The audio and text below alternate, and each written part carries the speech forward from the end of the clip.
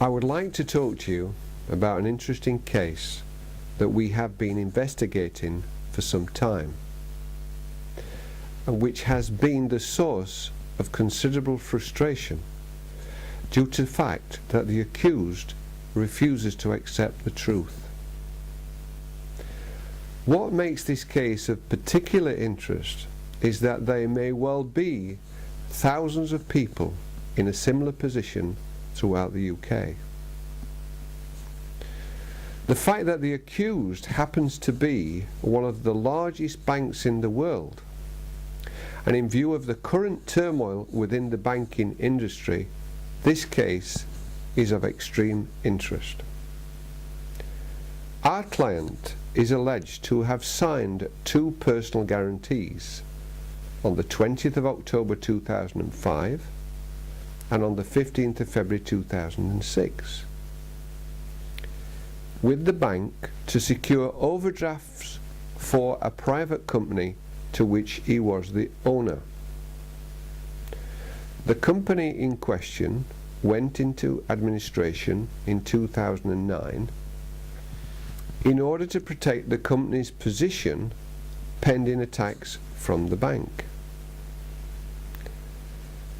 Let us examine what has happened so far.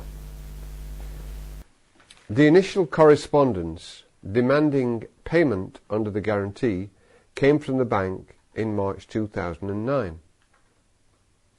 Our clients responded in June 2009 and specifically asked for copies of the guarantees to which the bank sought to rely.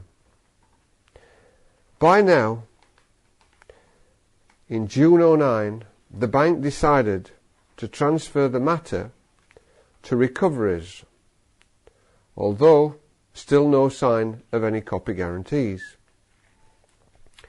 By a further letter dated 15th of July by our clients, a further request was made for copies of the guarantees.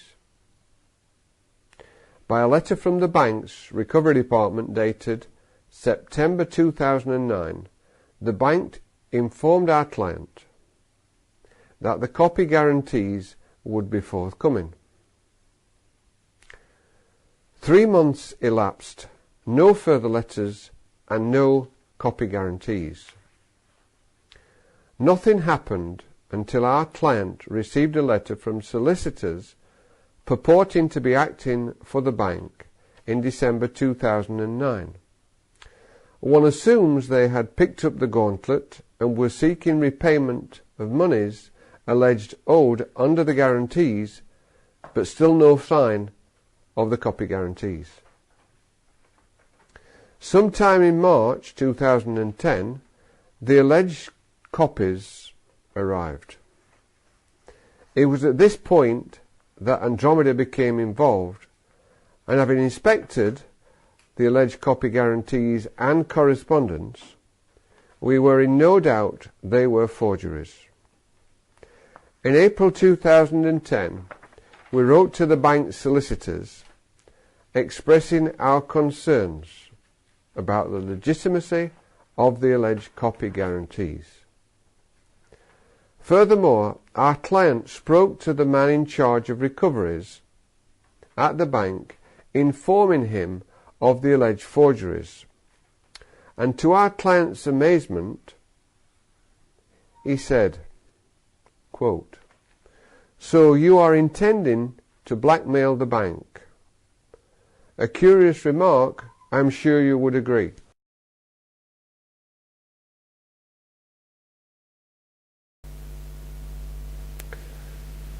The matter was completely dead for 9 months. Due to the time lapse and the total lack of progress, we once again wrote a detailed letter to the bank's solicitors, registering our concerns and explaining how the attempted fraud had been enacted. We copied this letter to the head of recoveries and also to the bank's chairman. We believe that the alleged guarantees have been forged by way of a cut and paste attack.